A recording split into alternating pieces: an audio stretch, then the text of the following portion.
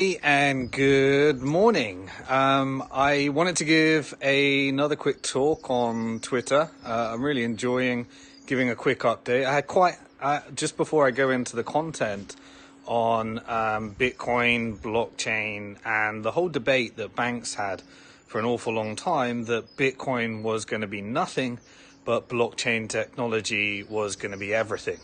Just before I go into the topic, it's going to be a quick update today. Still haven't figured out how to connect my Twitter live stream to the Bluetooth stand that makes the screen all steady. So I'm still holding it up with my hand, and you just have to you just have to deal with the amateur production quality, but I'd rather just focus on the content and giving you some commentary. So I've noticed a major shift in sentiment since Facebook released their cryptocurrency, and calling it a cryptocurrency rather than blockchain technology, around all the naysayers that used to say that the blockchain technology, the technology behind Bitcoin, is going to change the world, but Bitcoin is just this thing that's going to phase out, and it's a currency for just drug dealers, it's a Ponzi scheme, and it's a scam. I think the people that still think that at this stage are going to be caught on what I believe to be the wrong side of one of the biggest wealth redistributions that we've seen in centuries. And I think the people that are most likely to be on that side are probably the banksters and ones that hold some kind of interest in that system. Most of the banks that I know, or the bankers that I know that are smart right now, are adjusting to their cryptocurrency strategy. The likes of the buy side, like Fidelity, are getting big on Bitcoin custody. The New York Stock Exchange is getting big through ICE and Backed in cryptocurrency trading. The banks that the people that have accumulated wealth from the Ponzi scheme financial system called banking and fiat currency, are exiting a portion of their funds into Bitcoin as we speak. And I think the bear market was one of the largest accumulations of Bitcoin from retail people that didn't understand the economics of Bitcoin to people that do understand the economics of Bitcoin. And I think once you understand that, and I'm going to refer to two different videos. So you notice there's been a bit of a theme on all my Twitter updates. The first one I did was referring to a video I recorded 7 years ago on Facebook and how they're going to get into this industry and become a bank. You can check out the first Twitter update on my stream in order to see that one. And the second one was referring to a video I gave on TEDx about why we need to change rules of banking, again, 7 years ago. And that was referring to some predictions on the financial crisis, what happens next, and how the governments are preparing and reacting right now, and some suggestions on what I think everyday people should be doing if they can, in order to kind of hedge and protect. And let me just switch hands because it's aching my arm. This one, I'm going to refer to a couple of videos. One, everybody should at least take 1 hour out of the day to understand and hear the case of how the economics of Bitcoin work, and why that is, important for everybody to understand, and why it makes its monetary policy so different from every other investment asset class, why it is an uncorrelated asset, and how we find out next if we have a big systemic risk event in the financial system, and stock markets and bond markets and traditional markets price go down, and Bitcoin price goes up. Now it looks like we're in the beginning of a bull market. The writing is on the wall. It's confirmed that Bitcoin is officially a non-correlated asset class, and that means that is essentially it does the opposite of what all of the traditional financial system will do and the traditional financial products. And so everybody should understand the economics of Bitcoin. I'm going to refer to a video that I created. Just search in YouTube. I think it is just called The Economics of Bitcoin, Simon Dixon. And I did an interview on Crush the Street several years back. and gave the case on just understanding the economics of Bitcoin. And by the economics, it just means understand the case of why it's a fixed money supply, how Bitcoin's come into existence, and why it's going to create one of the scarcest things that we've ever seen. And that works globally on a digital scale and is really a solution to many of the challenging trends that we're actually going to see over the coming years. So please check out that video. The second video that I want to refer you to, and again, you don't need to watch these all the time, just put it in your playlist, subscribe to my YouTube channel. I'm going to do more content here. Hit the bell button and I'll add notifications there. But the second video that I want to refer to, and the main one, is do a search in YouTube for banks. Bitcoin is the technology behind blockchain. It's a video I gave, it's a presentation I gave a couple of years, and it was full of influential and important people in the banking sphere.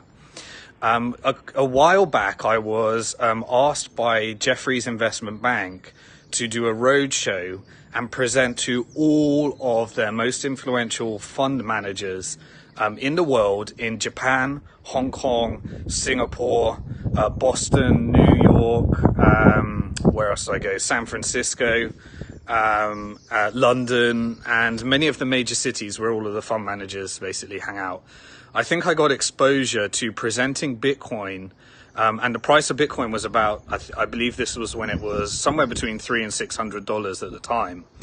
And Blythe Masters, who invented the credit default swap, which was the financial product that led to the debt Ponzi scheme of mortgage-backed securities imploding in 2006, 7, 8. She was telling the whole world that Bitcoin is just a piece of crap, and it's the technology behind Bitcoin that's going to change the world. And she was telling all of the fund managers they should be investing in blockchain. They should be, and the blockchain is going to change the world, but Bitcoin is just going to phase out and fizzle into non-existence. And I did a counter presentation, and every single one of these fund managers that I gave a one-to-one presentation with, or a group presentation to, were all in the mode of blockchain, not Bitcoin. It was the phrase all around 2013, 2014, 2015, blockchain, not Bitcoin, blockchain, not Bitcoin. We hate Bitcoin, we love blockchain. None of them knew what blockchain was, none of them knew what blockchain did, but they'd heard the presentation from Blythe Masters, who, guess what, has now exited the blockchain ecosystem after realizing that it wasn't going to be her next credit default swap. And I'm sure she's accumulated much of Bitcoin in that time from the millions and millions that she sold to fund managers on the promise of blockchain, not Bitcoin. But anyway, I gave that presentation to all the fund managers, and the end result was all of them, they couldn't actually invest in Bitcoin in their fund because of their fiduciary duties, the fact that there wasn't custodial services, the lack of regulations. But almost all of them gave me a private email afterwards saying, hey, thanks, I've accumulated some Bitcoin in their personal accounts, which is awesome because that's exactly what Bitcoin's designed to do. It's self-sovereignty. It gives people the ability to own their own money, spend their own money, and cuts out the middlemen in many of the different things that need to happen. But now the institutions are coming in. Companies like Fidelity have decided, well, that blockchain thing, we invested a lot of money into it, but nothing came of it. So we're actually going to create Bitcoin custody services. We're going to allow fund managers and pension funds and insurance funds and everyone all around the world to hold Bitcoin in a way that's compliant with their regulatory requirements and fits their needs. And so they've launched and when I met one of the guys, the guy that heads up the Fidelity in the department, he was at the Satoshi Roundtable last time I was in Cancun, and his whole response, it was a complete opposite of what everyone else was kind of saying in the institutional sphere, that this blockchain stuff is not that great, but Bitcoin is where it's at, and we're going to create a Bitcoin product. Any of the banks and institutions that adjust to cryptocurrency trading, Bitcoin trading, any of them that are preparing their Bitcoin strategy, Bitcoin ETFs, Bitcoin funds, Bitcoin custody, are going to be the ones that are on the right side of this. And now we're seeing just a huge onslaught of people that are really, really scared now of cryptocurrency and Bitcoin as a result of Facebook coming out and saying that they're going to have a cryptocurrency. We've seen governments all around the world outraged. We've seen banks all around the world outraged that Facebook is now coming in and taking on their industry and getting on their turf, and the central banks and the G20s and the IMFs and everyone all around the world are joining the lobbying effort in order to do something about this. Now, that's one of the reasons why I think it's important for us as an industry to forget about our differences in terms of Bitcoin versus Facebook coin and things like that, and actually get behind the lobbying effort of a huge institution like Facebook that's going to invest significant resources in making sure that this industry gets to prevail. Why? Because they've made a bet on the right side. And that's going to make a big difference in terms of having a force behind us. Now, I don't think that Bitcoin needs lobbying efforts. I think it will help it. But I think it's really important to have such institutions launching cryptocurrencies, because then it becomes very hard to make a cryptocurrency illegal when everyone else has got, businesses and things that are reliant upon this technology, and as Bitcoin becomes the internet of money.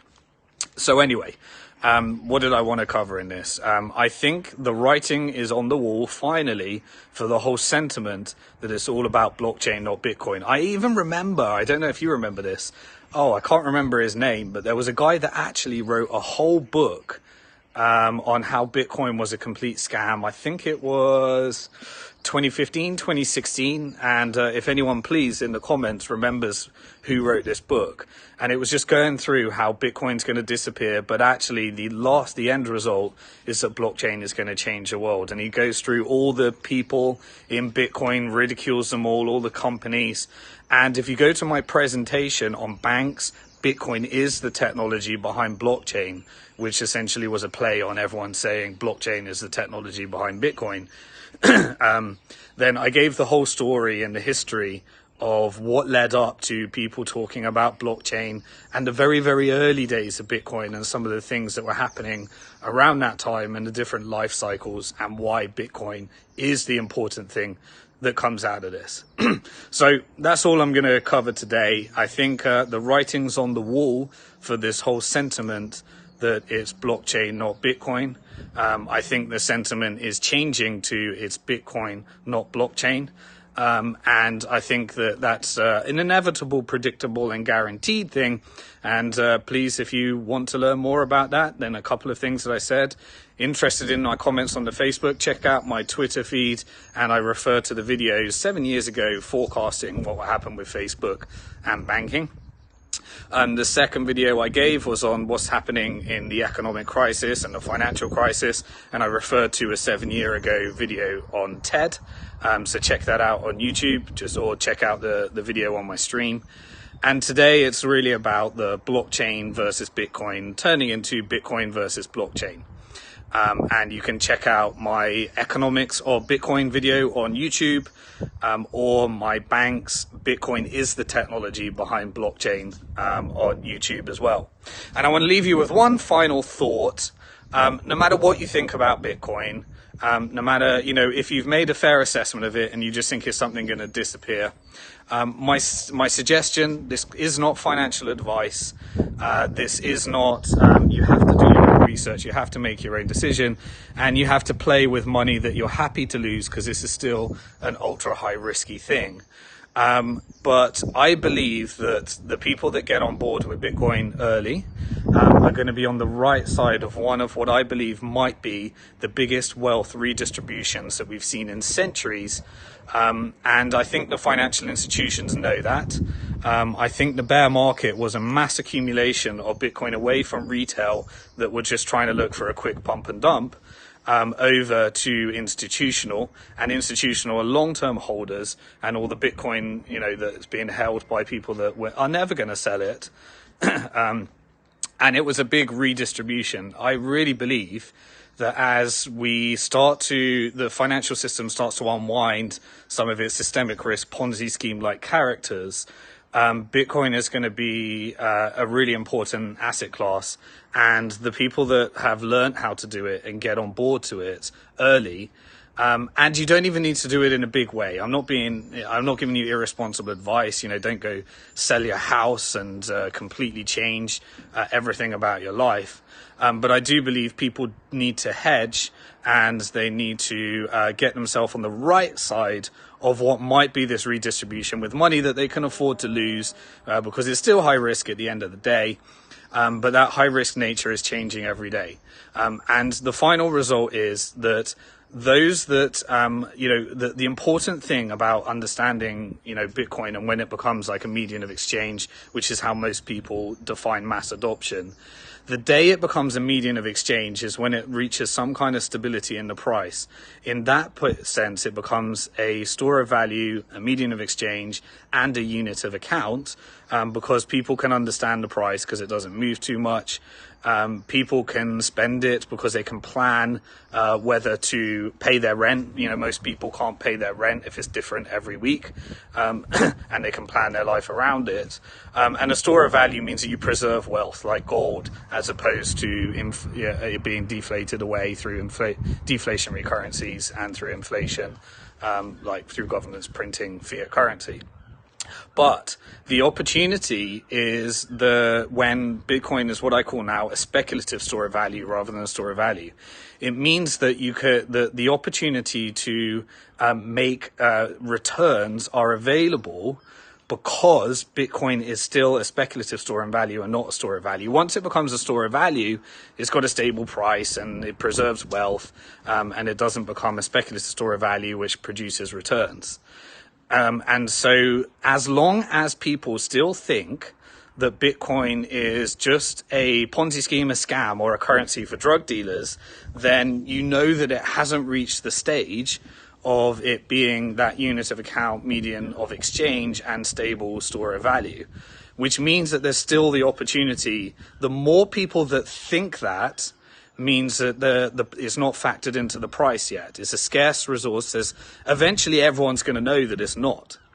But the more people that actually think that means that there's still an opportunity for the price to reflect that.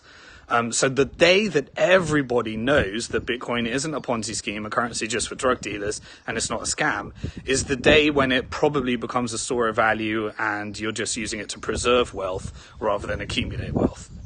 So you want people to think that for as long as possible, and the time to start thinking about how you spend it, use it, or obviously this completely depends upon your personal situation and your goals in life, which I can't set. It's completely up to you whether you've got money that you can afford to lose and speculate on something like this happening. Is completely down to your personal situation. But as long as people think that, then there's the opportunity to benefit from the price increases that can happen as the whole world starts to discover this and the financial system starts to hit its systemic risk events. So Bitcoin is becoming the technology behind blockchain, and blockchain is out of favor, and I think that's a good place to end, and I'll see you tomorrow. Do let me know what types of things you'd like to see, what other topics you'd like me to cover, and I'll try and keep this theme, and see you later.